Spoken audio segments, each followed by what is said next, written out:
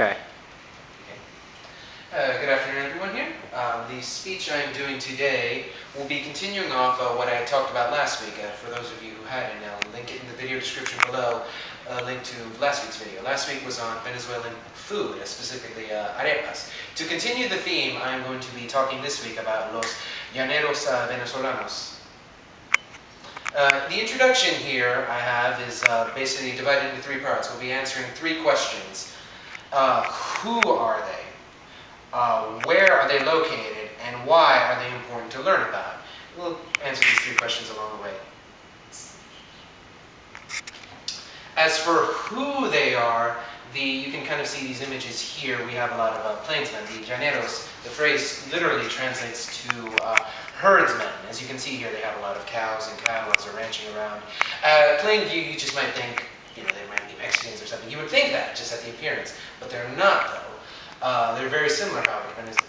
They're Venezuelan herdmen, they're cowboys. Very similar to our Texan cowboys. So the culture, music is very big in the Llanero culture.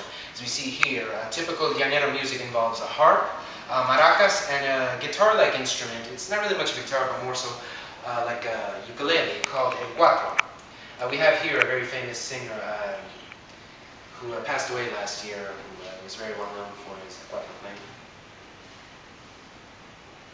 Culture will continue here. Another famous dance and song in Venezuela, dance, is the joropo, which is considered the national Venezuelan dance. See here, again, using the harp, the cuatro, there's usually a pair dance, couples. When the women dance, they're wearing these very long flowing dresses, just moving around a lot.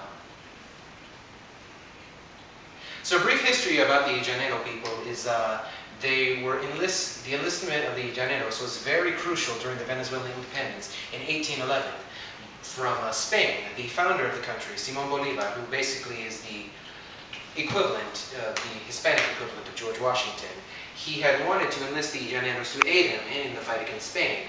However, the Llanero people didn't really take him seriously. They assumed he was just a rich aristocrat, like, oh, he didn't know the rhetoric. He knew the rhetoric, but they didn't really understand it. They didn't believe him. They thought he was just a patsy. So to gain their trust, he actually went among them. He, being an aristocrat of himself, he stepped down to their level. He lived like a poor guy. He went out and worked in the fields and the farms and lived in the land and worked it. After that, he gained their trust and was able to use them. They were very good horsemen, as I explained earlier, and they were able to aid in the fight against Spain. So the next question, as I said, the where, the geography of this area.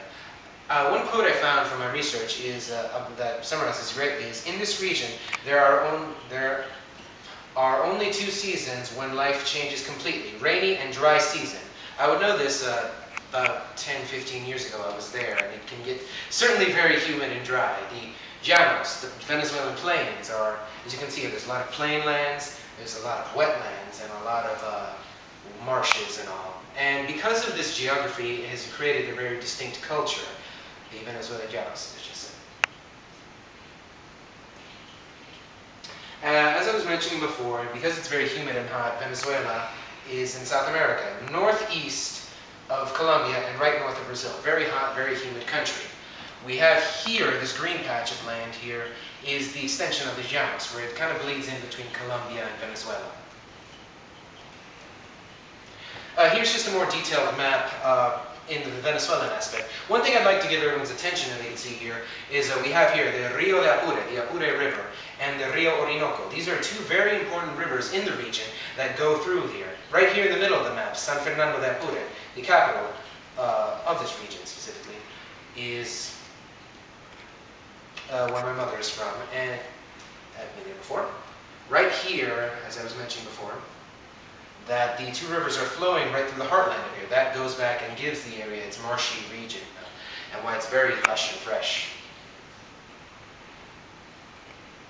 So one here I have here that seeing these pictures won't give it justice, but these are scenery by the natives.